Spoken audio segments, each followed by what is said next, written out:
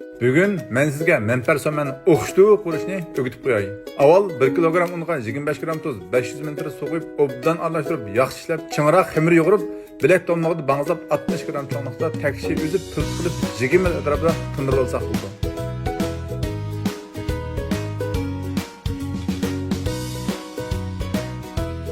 Tingan piltini alqimiz bilan takshi besib, suzib tatib olgandan keyin qozonga uzib tashlab 3 minut atrofida pishirib, süzüp elip soğukluda pakız çayqab şirinisini çıkarıp etmez.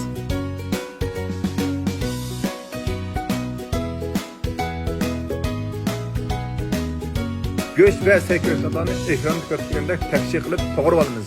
Texim ko'p tamoqqa tushib qiziqsangiz meni qo'shib olib, haqsiz berib desib saqlayman. Inkas rayoniga qo'l belgisi yoki alt raqamini yo'llab qo'ying.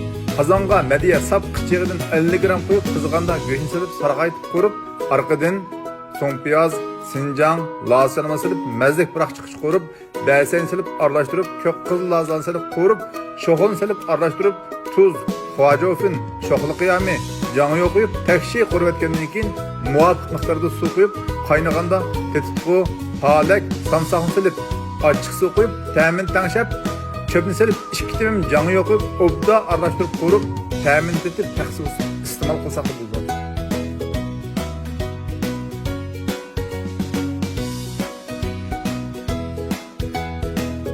Ben Sametçi Aslan.